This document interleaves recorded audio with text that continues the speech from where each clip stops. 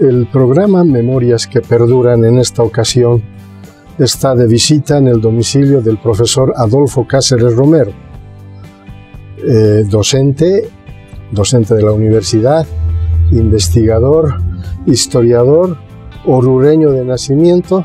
Con él estaremos hablando sobre la amplia producción bibliográfica que tiene a lo largo de su vida.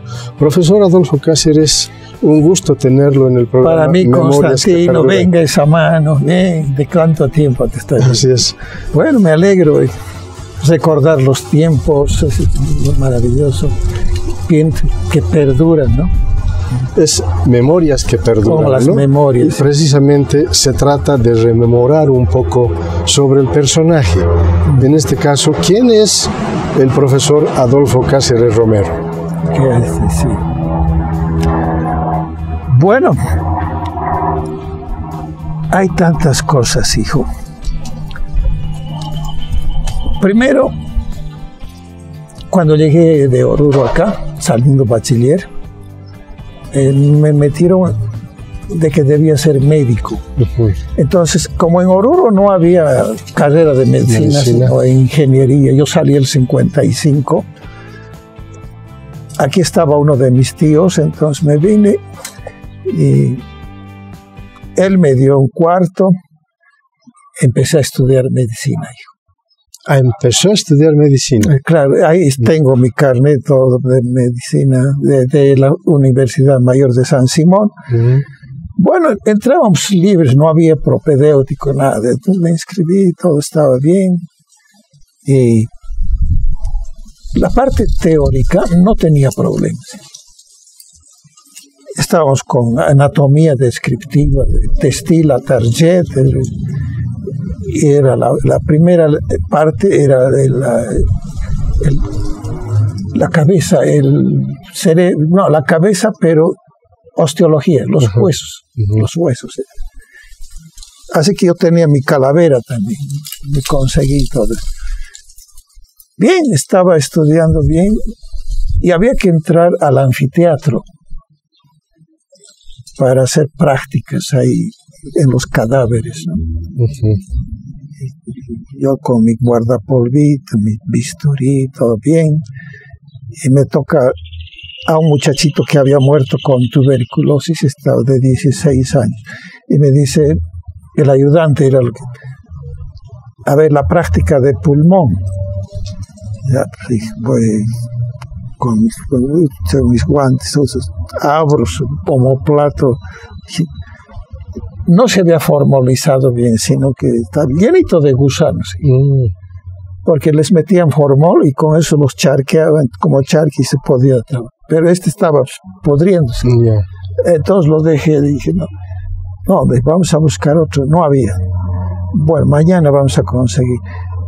Ya no volví, hijo, porque esa impresión de agarrar los cadáveres, había que hacer 25 prácticas. Y dije, no, aquí termina mi carrera de medicina. Siempre me había gustado la literatura, leía libros, comentaba, escribía mis primeros cuentos en colegio, todo. Pero nunca pensé estudiar, no sabía dónde además. Y me dicen, bueno, ¿yo ahora qué hago? Me metería en derechos, dije, porque mis papás no me van a... se me están mandando acá y cada semana me mandaban encomiendas, todo.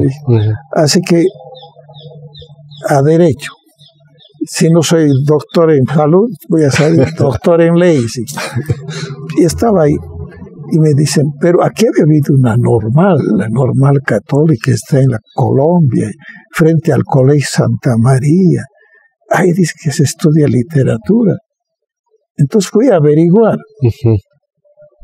Y en la normal me dicen, sí, joven, pero estamos terminando el año. Estamos cerrando el año y al año vamos a inscribir para el siguiente. Pero deme sus datos, me dice. Mi nombre, la calle, todo se anotó la secretaria. Y ya le di todo. Y después, como ya estaba ya en derecho, ya me olvidé de la... Y un día en mi casa me han tocado la puerta. Abro, era la secretaria de la Normal. Y me dice, joven, ya han empezado las inscripciones. Ay, ¿cómo es ahora? Ya voy a ir, le digo. He ido, sí, me he inscrito. Y ahí cuando he entrado, un montón de chicas habían sido para inglés, para filosofía, literatura, así, un curso. Ah, no, aquí me quedo. De ese modo ahí me he hecho normalista. La normal católica. Normal católica. Estaba empezando la normal. Ajá. En mi curso éramos 6, hemos quedado 4. Yeah. Así pasábamos clase.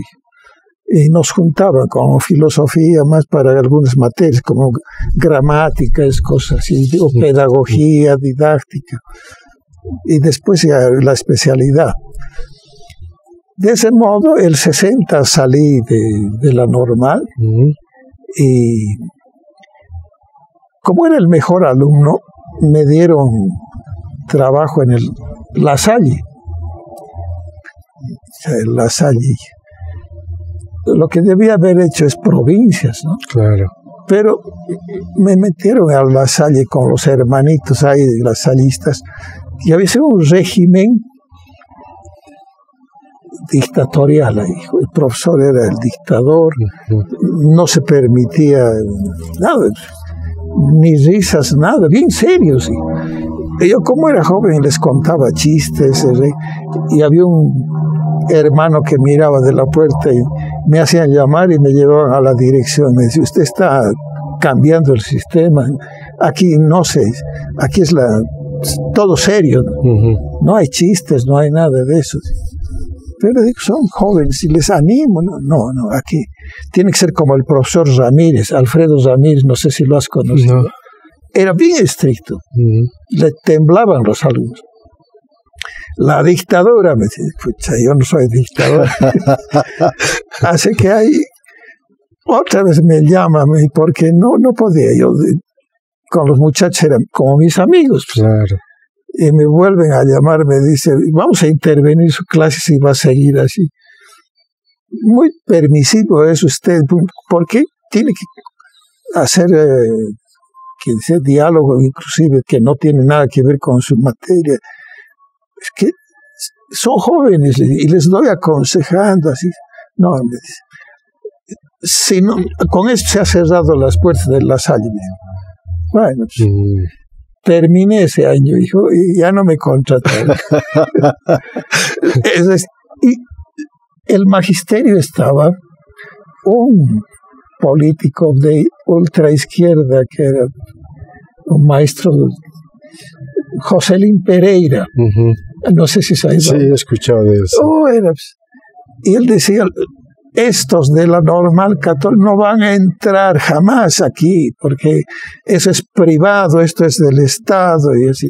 Y no quería que los egresados hagamos, yo quería hacer año de provincia, y él dominaba la federación, controlaba todo. Controlaba a las autoridades, todo, como la copa a veces. Así que, entonces yo lo desafié a ver quién sabía más de literatura, cuál de ellos. Armando Rocabado era el ejecutivo del Magisterio Nacional y profesor de filosofía y literatura. Y le dije, podemos tener una charla sobre literatura actual. Ninguno de ellos sabía, porque estaba en literatura de hace años. Y yo estaba con Joyce, Kafka, Proust, y leía siempre así, a los clásicos también. Entonces, claro, él tenía había un periódico, se llamaba El Mundo. Ahí sacó decía, el maltusianismo de Adolfo Cáceres, porque como yo desafiaba todo, y quiere una contienda con un profesor de literatura, como si esto fuera un certamen deportivo, no sé qué cosa me dijo. Entonces yo salí y le dije, cuando uno sabe demostrar, y eso es lo importante. Bueno, no me dieron, hijo. Me llegó una beca a España y me fui a España a estudiar gramática y literatura moderna.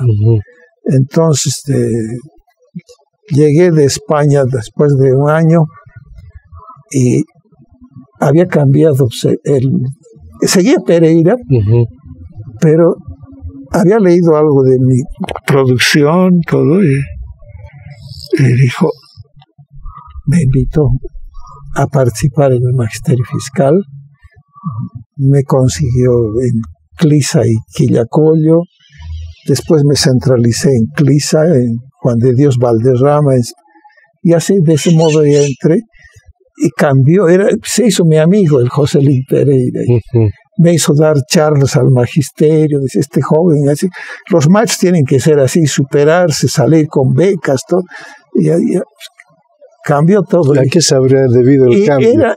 Era el director distrital, ya no era dirigente, era director distrital de educación, y vería no sé pues, qué sería cambio. En todo me apoyaba después, así que me fue bien. Y ahí es que el 73 se abrió las puertas para la universidad con la materia de lenguaje. LIN 90 era y me presenté y de ese modo entré a la universidad y ahí estaba Juan Ríos estudiando. El actual rector.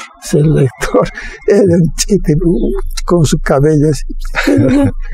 Ahí de ese modo empecé la universidad y me quedó, hijo, 25 años. En la Facultad de Humanidades. Pero, sí, primero no había humanidades, era ciencias puras y naturales. Donde más por la cancha, por ahí era. Ahí creo que está tecnología. Sí, ¿no? Ahí tecnología. Está. Después, ya, con Ramón Daza se formó la Facultad de Humanidades. Y ahí. Pero ese es mi título de posgrado del magisterio. No era a nivel de licenciatura, era otra cosa. Sin embargo, me dejaron. Era profesor invitado.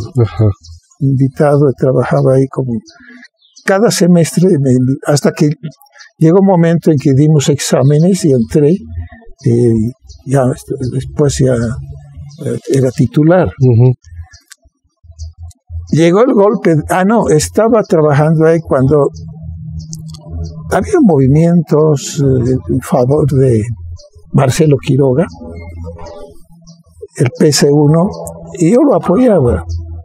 Como era escritor, conocía sus obras, llegó a Cochabamba, lo visité, nos hicimos amigos y le estaba ayudando para su candidatura de la presidencia con el PC1.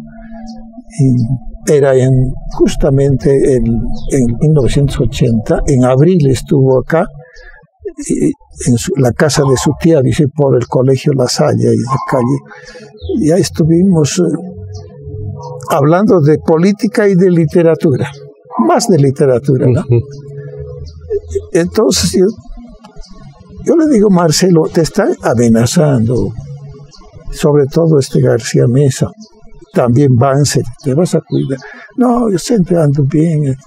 Además tengo esto aquí, saco una pistolita y llega mayo y el golpe, y ahí lo mataron, hijo. No puedo hacer nada, y cambió todo. Entonces, como sabían que yo estaba trabajando con el PC1, todos los agentes de seguridad, ahí, me perseguían y me llamaban por teléfono, amigos, me decían, Adolfo, te vas a cuidar, están vigilando tu casa, mejor no ven. Yo me quedaba en la universidad ahí hasta la noche y después me iba donde un amigo, y así estaba, ya no llegaba a mi casa, porque me habían puesto en una lista donde estaba escritor pro-guerrillero. Y tenía mi cuento La Emboscada, que se publicó en Cuba, y ganó el premio de la Universidad Técnica de Oruro, el primer premio nacional de cuento. Lo tradujeron al alemán, al francés, y me hice famoso como escritor. Pero como el cuento estaba inspirado en las guerrillas del Che, me habían puesto como escritor pro-guerrillero y ya pues estaba marcado. Y José Bustamante Pérez, no sé si lo has conocido, era senador, me llama, me dice, Adolfo, tenemos que salir. A mí también habían puesto, vamos a ir por Buenos Aires, tenemos salida, y ahí te he conseguido esta credencial, ahí todo estaba preparándonos para escapar de Bolivia y el 80. Pero afortunadamente García Meza no duró mucho. Creo que era capitán Emilio Lanza, se puso frente, porque él pensaba quedarse 20 años comiendo chuño, nos dijo. Ya no. Así que de ese modo me quedé demasiado aquí. Dejé la universidad, ¿sabes? El 79 estuve como decano de humanidades. Ahí le ayudaba a Marcelo Quiroga. Llegué a ser decano porque precisamente el decano era José Bustamante y yo estaba de director de la carrera de idiomas. Entonces José Bustamante había salido invitado a ser senador había salido, entonces dejó en acefalía la decanatura de humanidades y el que era rector era el Picucho, que lo has de ver con Rigoandia, ¿no? Sí. Y yo lo ayudaba al Picucho en artículos, todo. Tenía en el periódico en los tiempos tribuna educativa, me sacaba mis artículos sobre educación superior, todo, criticaba las cosas y lo apoyaba a él. Entonces, de ese modo es que formamos una terna en la facultad para la decanatura.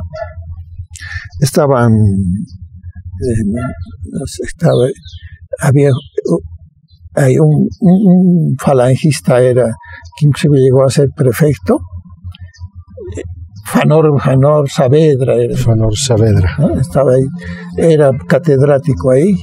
Después estaba Quiroga, que era profesor de quechua.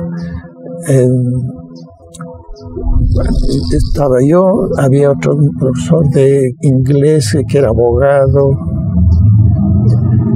Y hicieron la terna con los tres nombres y me nombraron a mí.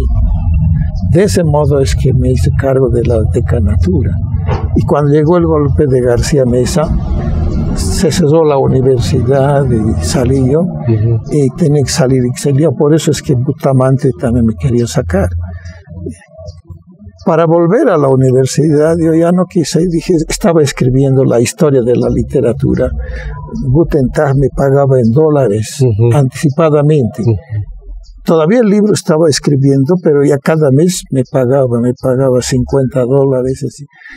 Entonces renuncié a la universidad y presenté y me hice liquidar todo.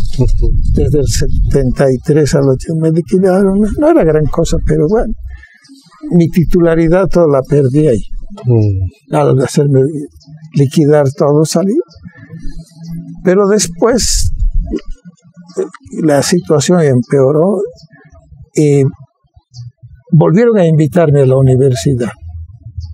Así que volví a la universidad, pero como docente. De ese modo he vuelto a la universidad del 82, creo que ha sido, y me quedé hasta el final.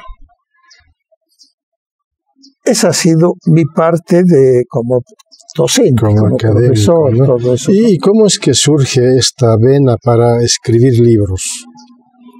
Era siempre buen lector, ¿no? Además, tuve la suerte de conocer a escritores ¿qué te diré? Bien formados. Uno de ellos era Jaime Canelas.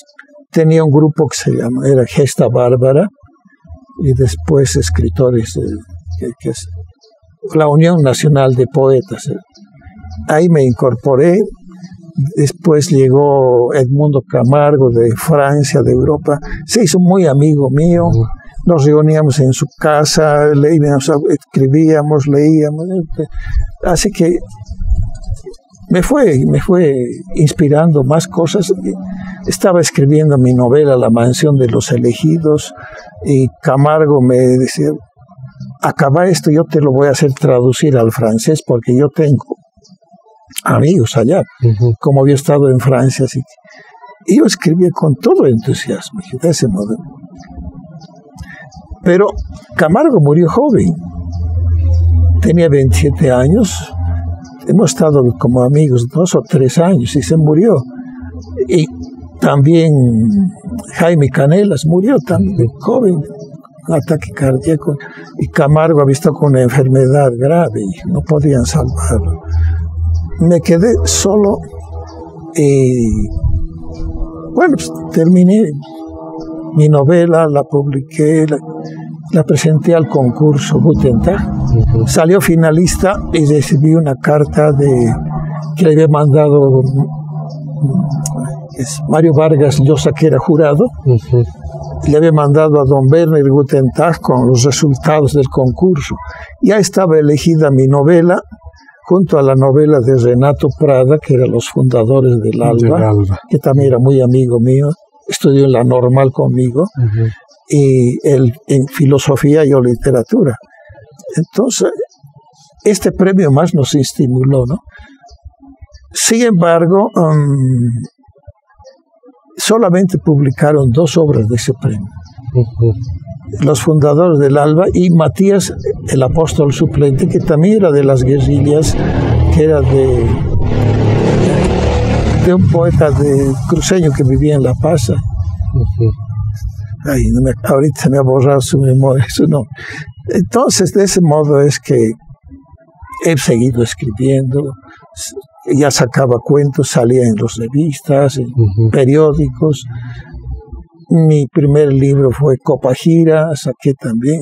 El otro libro hicimos con Renato Prada, Galar se llamaba, y Argal, y presentamos los 2 y ganamos un premio con los cuentos. Y ya fue creciendo todo, ¿no? Y después ya se ha hecho nomás ya mi carrera dentro de la literatura. Me han venido invitaciones para ir de un aula a otro. He estado 2 veces en Asunción, invitado inclusive por el presidente Wasmosy. He estado en Colombia, en Perú. El Velasco Alvarado tenía, y amigos así me invitaron. He ido hasta Estados Unidos, aunque no me querían dar visa porque había estado como escritor pro-guerrillero, pero conseguí la visa. Así he estado en encuentro, porque a Estados Unidos he ido invitado por el alcalde de Providence, el estado de Rhode Island. Providence es su capital. Y la Universidad de Rhode Island me invitó también para dar charlas ahí, y tenían mis libros en su biblioteca, así que me dieron diplomas. El alcalde me dio la llave de la ciudad. Te voy a mostrar después. Ahí es. De ese modo es que ya se ha cimentado. Y volví San Simón, bien. Ahora, como yo dictaba en San Simón técnicas de investigación y redacción, les enseñaba a los cursos superiores a preparar sus tesis. Un día de estando ya por jubilarme, el 98, un alumno me dice: profesor, lo que usted nos enseña, ¿dónde podemos consultar? Porque no hay lo que usted nos da. Y yo le dije: es que eso está en mi cabeza, hijo, es mi método de redacción. Lo que hay es teoría de la gramática, qué es sustantivo, qué es verbo, qué es... Eso es otra cosa. Yo los manejo, cómo se maneja, eso es otra cosa, práctica. Y me dice: profesor, entonces, ¿por qué no escribe su manual? No tengo tiempo, hijo, le digo. Estoy con clases desde las 7 de la mañana hasta las 10 de la noche seguido. Estoy en humanidades, en medicina, todos los propedéuticos tenía, economía, derecho. me quedaba nomás ahí, de lunes a viernes. Y los sábados escribía mis libros, y domingo descansaba. Así que no podía, y le digo, no puedo, hijo, en mi cabeza les doy ejercicio. No, pues, me dice el profesor, cuando usted se muera, se va a morir con su método. Es decir, me hizo pensar, y dije, que tienes razón. Entonces, hubo un problema serio en la universidad, se cerró como 3 meses. Pucha, serio fue. Ahí escribí. Ese es mi manual. Salió el 98. Al mes se acabó la primera edición. Ahora está en la 10ª edición. Con el periódico Opinión he sacado la 7ª. 2.000 ejemplares en 2 meses se han agotado. Y ahora está en Quipus la 10ª edición. Y cada edición aumento cosas. Ahí, por ejemplo, esta 10ª está cómo usar los puntos, la puntuación, dónde poner, por qué poner coma, cuándo, punto y coma, qué diferencia hay con el punto seguido, todos los signos. Así que es lo más completo en gramática, que yo llamo esta es gramática funcional, cómo funciona. Así que tiene más de 15.000 ejemplares eso, ¿no? Esa edición es mi bestseller. Pero nunca nadie la ha comentado. Solo ha salido en los institutos donde profesores usan. Inclusive fotocopias. Una vez ahí me han invitado a un colegio y un alumno se me acerca, me dice, ¿me puede dedicar su libro? Le digo, esto es fotocopia, sí. Pero es que no hay su libro y el profesor no sabe. Pues se lo he dedicado. Así, hijo. Entonces, sí, profesor, ¿cuándo surge el interés por reflejar la historia del país? Después, hijo, tanto golpe, empezando con el golpe de García Meza. Mi primer libro que analiza eso se llama Los Golpes. Le llevé a don Werner Gutentag, le digo, Werner, el 80 fue el golpe. Me dolió mucho la muerte de Marcelo Quiroga, también de Espinal, porque yo le mandaba a Espinal artículos, sacaba en el seminario. En el seminario aquí. Sí, entonces él aquí. Así que la cosa es que estos golpes, dije, es una desgracia, porque yo leía siempre nuestra historia, todo. Y me propuse hacer un libro sobre los golpes. Son 8 golpes. ¿Cómo viven los golpes, por ejemplo, los mendigos? Gente que no tiene nada que ver, que están ahí pidiendo limosna, los santeros que están en la San Martín, habían con sus latitas, oraban, que son mendigos iguales. Y se produce un golpe, o habían ciegos ahí que no sabían qué estaba pasando. Me imaginé con él. Después ya con los albañiles, trabajadores, mineros, intelectuales, cada etapa, cada clase social, fui mostrando y cada grupo humano cómo sufrían los efectos de los golpes, hasta que el 8º golpe dije, me gustaría hacer con los militares, cómo preparan un golpe, cómo hacen. Justo en la escuela de sargentos estaban necesitando un profesor de oratoria. Y había un amigo, Augusto Villarruel, era profesor de Derecho y todo ahí, y me dice, ¿por qué no te presentas ahí? Están necesitando un profesor de oratoria para los sargentos. Voy. Y me dan el cargo, hijo.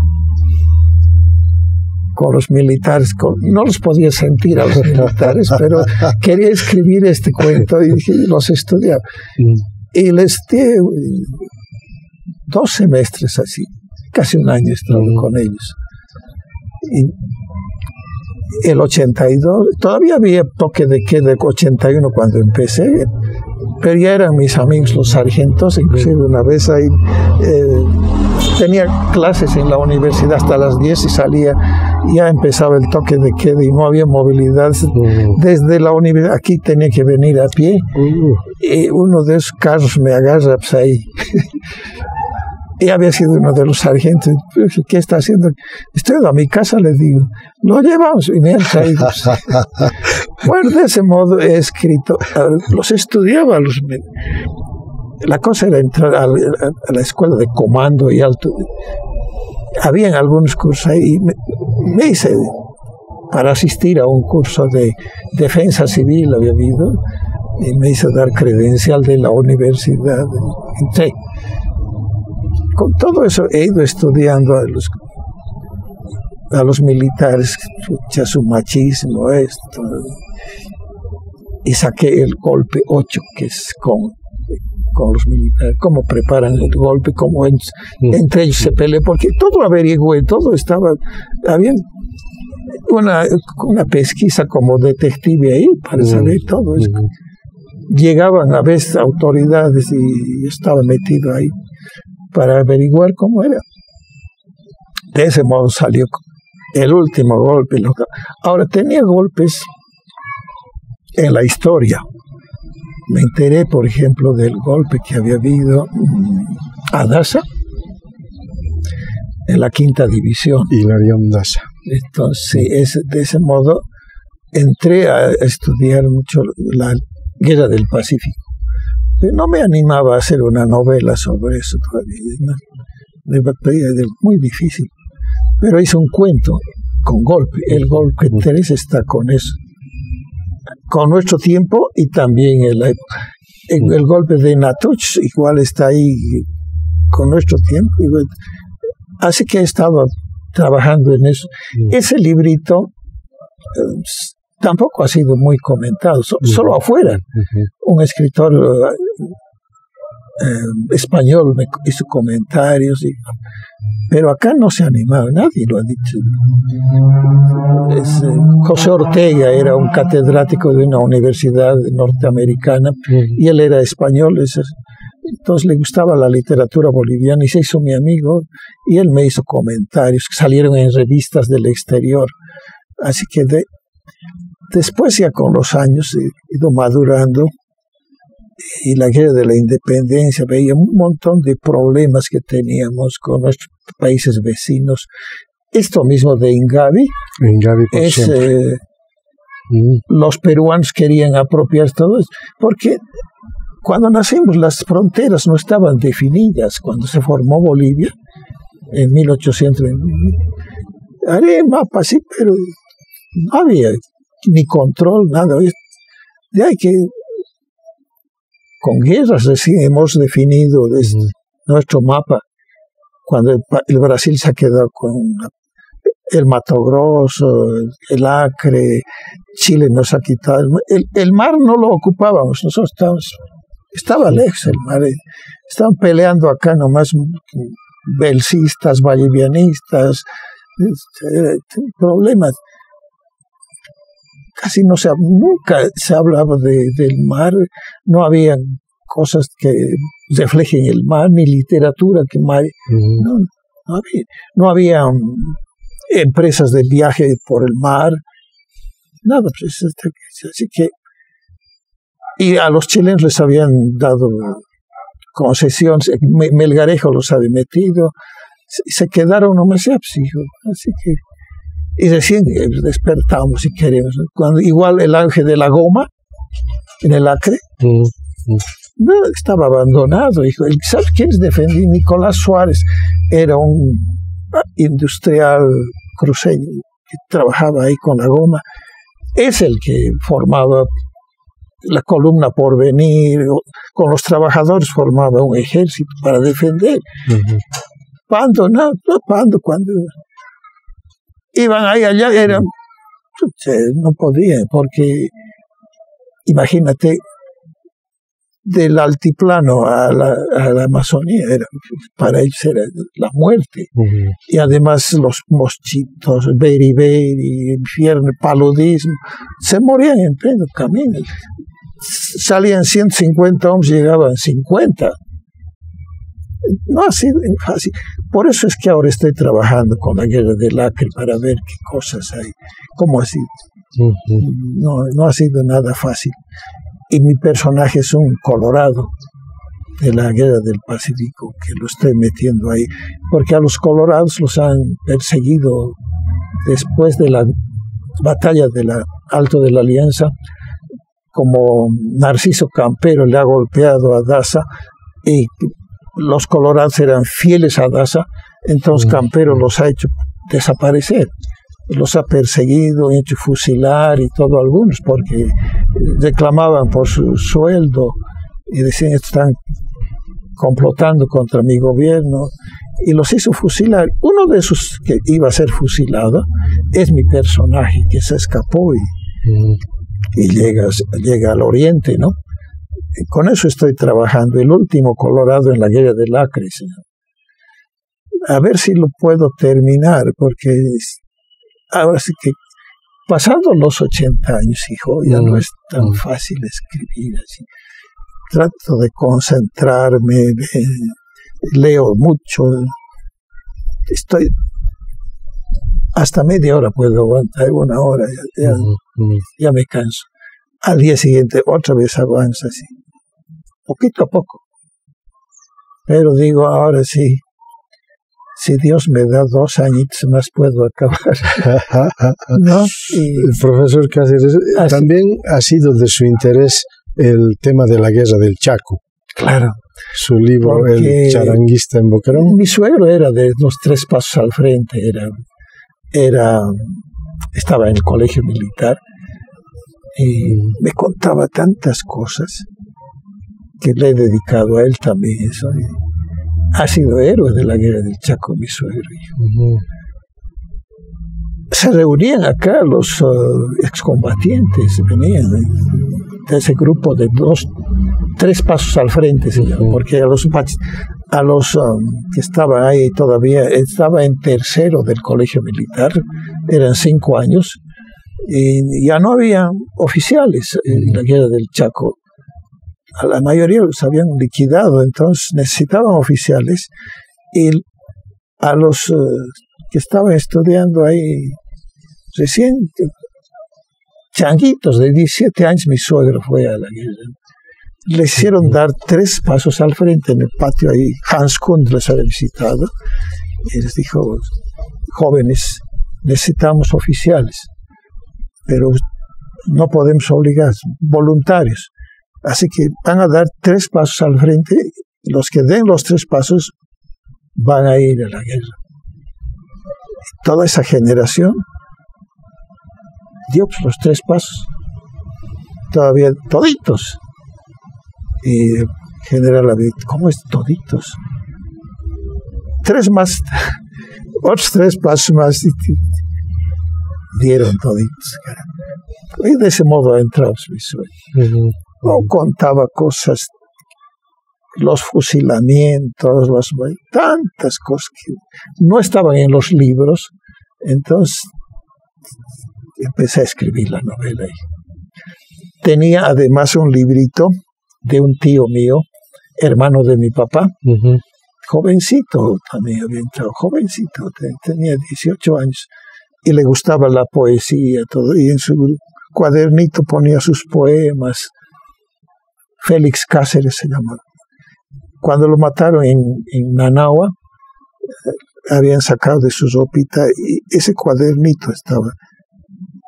Le dieron a mi abuelo, y como a mí me gustaba la literatura, le habían dicho, que sea para el Adolfo.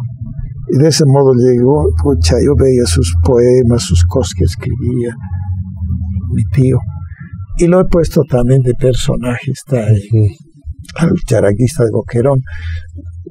En el Liceo Bolivia yo era profesor de literatura, y el profesor de música, Víctor Jiménez García, que dirigía la estudiantina municipal, había estado en el Chaco también, y había escrito sus memorias a mano, nomás me mostró ahí, y eso, había caído prisionero, estuvo ahí, y ahí contaba eso. Con eso más he armado la novela. Ahora dije, pero en Boquerón, ¿qué cosas han pasado? He tenido que buscar a Marzana, diarios de guerra de los que están en Boquerón, y de ese modo he armado la novela, y salió premiada. Ganó el premio Marcelo Quiroga Santa Cruz, en la alcaldía de acá, en el 2010. Ya está en segunda edición, pero no sé cuánto saldrá más. Así, hijo, de ese modo. Y esta última producción, profesor, Ingavi por siempre. No iba a escribir ya sobre... Tengo más de 100 cuentos, hijo. Dije, voy a acabar la novela y la historia de la literatura boliviana. Se llama Nueva Historia, tiene 4 tomos. Entonces quiero acabar eso. Y me he quedado en la historia, en la Nueva Historia. El primer tomo es Literaturas Aborígenes, Aymara, Quechua, Callahuaya y Tupi-Guaraní. Es grueso. Segundo tomo, La Colonia. Tercer tomo es la Independencia y la República. Y cuarto tomo es Siglo XX. El modernismo, es Franz Tamayo, todo esto ahí, siglo XX. Pero faltaban, dije, hay tantos escritores que están fuera de Bolivia, podría ser la literatura boliviana en el exilio, con los exiliados. Conseguí cosas de los exiliados y a los jóvenes que están ahí, mis amigos, les escribí y me mandaban sus testimonios, todo, de Europa y de Estados Unidos, de México. En México hay un montón, así. Y nos carteábamos con internet, con muchos de esos. Uno de ellos es Jorge Calvimontes, el de Las Manos del Cheto. Me escribía también. Muy enfermo estaba, pero de ese modo he ido haciendo ese tomo que es literatura boliviana. Pero después vi que hay grandes novelistas entre los jóvenes, muy buenos: Rodrigo Asbun, Maximiliano Barrientos, el mismo Paz Soldán, las mujeres, Magela Budón, Giovanna Rivero. Dije, tengo que hacer otro volumen más. El sexto sería la narrativa del siglo XXI. Y empecé a leer todos estos jóvenes. Entonces, algunos artículos sueltos he sacado en los periódicos, igual del otro. En la revista Canata salió de la literatura boliviana en el exilio una parte, y de ese modo ya. Pero ahora ya no voy a hacer obras de ficción, sino investigación. Pero me venían cuentos así de pronto, en mi cabeza se arma y seguía escribiendo. Cuando ya me había pasado de 100 cuentos, este es el último cuento que he escrito del Ingavi.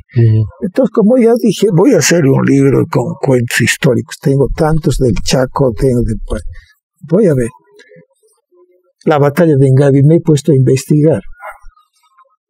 He encontrado cosas bien interesantes, que no se conocen. Inclusive del Perú, todo he conseguido. Como Agustín Gamarra quería apoderarse de Tiahuanaco, de La Paz, se metió, puso a autoridad de un prefecto cusqueño, era el que estaba. José Vallivian estaba exiliado en el Perú, precisamente. Entonces, Vallivian no iba a defender, estaba ahí. Sin embargo, los que le hacían oposición le ofrecieron ayudarle. Cuando él ingresó, Velasco le dio sus hombres ahí, vinieron de la Argentina, tuvo apoyo y formó un ejército para hacer frente a los peruanos. Los peruanos tenían acá un ejército de más de 6.000 hombres. Vallivian reunió algo así como 3.800, casi 4.000, la mitad casi. No pudo reunir muchos, porque estaban divididos. Habían los crucistas por la Confederación, muchos que no querían meterse con Vallivian. Había otros que sí. El país estaba bien desorganizado. Bien desorganizado. a Pedro Blanco, que es el presidente, por 10 días lo mataron ahí, entró otro, no sabían si era Velasco o era Santa Cruz, Vallivian, no sabían quién podía ser presidente, no había. Y los peruanos se metieron pues, ahí. De ese modo es que Vallivian, al recibir apoyo llegando de Cusco, empezó a armar su ejército en La Paz y lo derrotó pues, en Ingavi, estudiando el terreno. Todo eso yo he puesto ahí, paso por paso. Había una parte que era como aguas movedizas, tierra movediza, ¿sí? Pantanal. Organizó todo de tal manera que hizo que la caballería peruana fuera por el lado ese, lo llevaron como una trampa y en el Pantanal ya no pudieron más. Los liquidaron. Murió también ahí Gamarra, Agustín Gamarra, el presidente del Perú. De ese modo se consolidó todo. Para darle brillo todo, lo meto de personaje a Simón Rodríguez. ¿Sabes quién era Simón Rodríguez? El maestro profesor de Bolívar, sí. ¿No? Ahí lo meto, porque él se quedó. Bolívar se fue, pero Simón Rodríguez estaba. Ahí, cuando ha salido este cuento, a un amigo le he mandado, es lo mejor que he leído. Y ese amigo ahora ha preparado un libro sobre mis obras. Es un libro de 400 páginas. Así. Adolfo Cáceres, no sé qué nombre le ha puesto, ya va a salir ese libro. Están ahí todas mis obras, están comentarios, críticas. Excelente. Pero para este libro, mira, ¿cómo empiezo? Dije, nuestro país tiene una riqueza tradicional, mítica, sus mitos son desconocidos. Entonces empezaré con Tiahuanaco, que hay los mitos andinos. ¿No? Hice 2 cuentos sobre eso. Este amigo que ha hecho el libro sobre mis obras envió los cuentos a unos escritores en Estados Unidos. Porque esos cuentos no se han comentado nada. Los he enviado, han hecho unos estudios hermosos sobre los mitos. Habían conocido harto, los antropólogos nos estudian a nosotros harto. De ese modo me ha hecho llegar unas cosas hermosas que lo ha puesto en ese libro. Después igual de la República, ahora decía, falta un cuento sobre este periodo de la República. De ese modo Ingavi, he escrito de Ingavi, he ido poniendo otras cosas más. Se ha ido armando el libro. Y lo de Illani, lo último de Panduro también ha salido. Está en el libro. Está ahí. Lo de Panduro. Sí, así que todas nuestras épocas están. El cuento ese de la colonia es el último Quipucamayo. Ha salido con premio nacional de cuento Adela Zamudio. Y muchos que han comentado eso, es el mejor cuento que he leído. Eso me anima, ¿no? Saber que gente que de afuera y todo, que me dicen, por ejemplo, ahí, estamos traduciendo su cuento. ¿Nos autoriza? Sí. Ha salido ahí, por periódicos me entero de que habían traducido al francés. Y yo no sé dónde estará ese libro, ¿no? Pero ha salido la noticia, tengo las cartas. Un chileno me dice, estoy escribiendo para una editorial española, necesito que me autorice para 2 cuentos, para una antología de los mejores cuentos hispanoamericanos, y de usted tengo 2. Tiene que ser 1, pero hay 2 que me gustan. Tengo que escoger, le autorizo. Ha salido en Madrid, así que ni siquiera los libros los tengo aquí, pero ahí lo circulan. Me mandaron por correo los libros y se ha ido a hay una biblioteca que está en Quillacollo con el Chamalú. En Marquina está ahí está en mi biblioteca. Concluida la publicación de este libro Ingavi por siempre, ¿cuáles son los planes de aquí para adelante? ahora lo que estoy haciendo es terminar mi novela sobre la guerra del Acre, después terminar la literatura boliviana en el exilio. Todavía estoy en el siglo XX. Tengo que entrar a los últimos exiliados, pero ya no son por razones políticas, sino por estudios, por exilio voluntario, ¿no? Como el hermano de Elena Claudio Ferrufino. Claudio está allá. Entonces, así. Entonces, eso es lo que estoy haciendo. Y terminar también la narrativa del siglo XXI.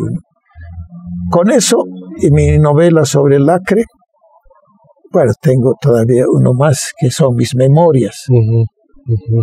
Eso lo hago con ayuda de nuestro creador, porque a él le agarro y le digo, Diosito, me das y voy a terminar eso más, porque eso se llama Testimonio de la Luz.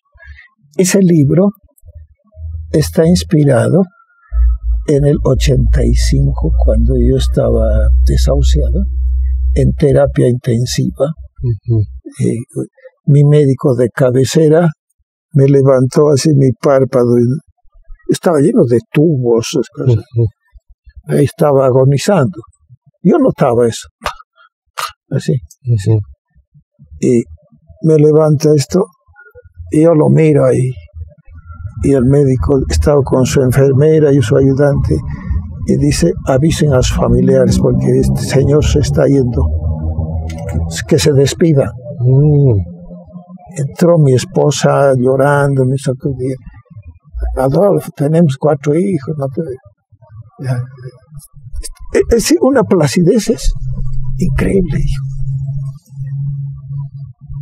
Pero de eso he salido el 85, el año de la UDP, el año de la hiperinflación, donde no se conseguía nada.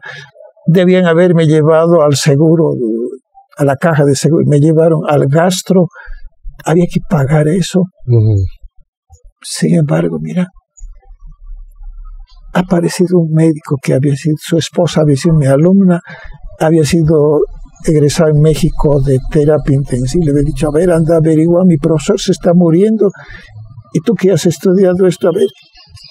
Habló con mis médicos, dijeron, han hecho esto, no, aquí no se hace eso, no se puede hacer. Como yo estuve en una sala común, había una señora que su hermano había un médico, dentista creo en el Brasil, vino acá, se enfermó, estaba mal, su esposa le había mandado unos botellones, cada botellón costaba $70. En ese entonces el dólar costaba, $1 era 1 millón de bolivianos, imagínate. Y la señora escuchaba y decía, necesitamos estas cosas. Yo tengo para mi hermano, me han mandado, decir, porque hablaba el médico ahí en el pasillo y escuchaba. He conseguido todo, y estaba en mi cabecera la Biblia. La Biblia. Yo lo he buscado, siempre a Dios lo buscaba en todo lado, pero estaba a mi lado. Con la Biblia, leyendo los salmos, leyendo cosas. Cuando he salido, los enfermos del gastro me buscaban, me decían, profesor, ¿me lo puede orar? Me van a operar. Y yo se los oraba para los enfermos, porque ellos sabían que estaba desahuciado y me ven caminar, me ven como un resucitado. Claro. Hasta que me ponga bien todo, en mi cama me buscaban un montón de gente, hijo. Algunos han salido bien, otros por no creer. Hay casos bien interesantes que no creían. Salió de una operación con hipo y le decían, hazte rezar con don Adolfito, vas a ver que te va. No creo esas cosas. Pero ya no podía, y aparece frente a mi cama, me dice, ¿me lo puede orar? Le dice, vamos a orar. Después de estar 3 días, 2 noches sin dormir, sacudido, hemos orado, se ha ido a sentar y se ha dormido profundamente. Y al día siguiente ese paciente de él le dice, ¿ves cómo las oraciones? No, dice, es lo que he soplado, lo que me decían los médicos, sople. No creí. Y creerás que le ha vuelto el hipo otra vez. De nuevo. A mí ya me dieron de alta, yo me he salido ya, lo he dejado así. Entonces, ese mi libro se llama Testimonio de la Luz. Estoy recordando, he encontrado en mi vida cómo Dios me ha estado ayudando, por ejemplo, cuando estaba becado en España para estudiar esto. Un día estaba yendo por la Plaza España a mi clase, así poblado un ventarrón, pasé por el Hotel España, un edificio de como de 20 pisos, y de una ventana cayó una maceta. Así, me has espada, se ha hecho tiro aquí, polvo se ha hecho. He mirado ahí, la ventana abierta, estaba saliendo una cortina. Un turista había puesto su maceta ahí y cayó. Me hubiera hundido el cráneo, hijo. Y le digo al que estaba del hotel ahí, le digo, mire, ¿qué voy a hacer? Me dice, gracias a Dios que se ha salvado. No pasó nada. Entonces digo, Dios me ha estado protegiendo siempre. Entonces, ese es mi día, mi último libro es testimonio de todo eso. Como para escribir. Mira, por ejemplo, para la Guerra del Pacífico he encontrado material increíble. El diario de Apodaca desapareció cuando lo asesinaron a Daza. Eso no se podía encontrar. Y yo lo encontré con un curso que di en la gobernación de redacción como premio militar. Me obsequiaron ahí, ha visto el diario, hijo. No lo conocía ni Carlos Mesa. Le tenía que regalar, porque por eso con Carlos Mesa en mi libro sobre la guerra. Está aquí sí. Habla, pero de la Guerra del Pacífico, muchas cosas no conocía, le he dado mis libros. Entonces, así que en eso estoy, hijo. Bueno, profesor Cáceres, muchísimas gracias por haber aceptado esta entrevista y por compartir su conocimiento con el público que ve Memorias que Perduran. Su despedida, por favor. Me alegro que haya un programa que recupera cosas, hace memorias, porque ahí yo de pronto me sentía un poco aislado. En el periódico son nuevas figuras. Saco los libros nuevos y no me sacan, ni muestran. Entonces dije, bueno, mis lectores serán, tal vez están naciendo, ¿no? Pero así que gracias por toda esta oportunidad, Constantino, y me alegro por tu programa, así que... Sí. Profesor, gracias, muchísimas gracias, ha sido un gusto. Claro. Amigos del programa Memorias que Perduran, ustedes han podido escuchar el testimonio del profesor Adolfo Cáceres Romero, un acucioso investigador de la problemática nacional, de la historia, que están reflejados en una gran cantidad de libros que él ha escrito. Lo último, Ingavi por siempre, un libro que ya está publicado y está en circulación, pero él todavía sigue investigando y escribiendo otros libros, como La historia del Acre, pero también escribiendo sus memorias. Estas memorias que son y serán el reflejo del trabajo que ha desarrollado en la literatura, en la historia, en la academia, en la docencia, a lo largo de una larga vida. Amigos del programa, será hasta otra oportunidad. Hasta pronto.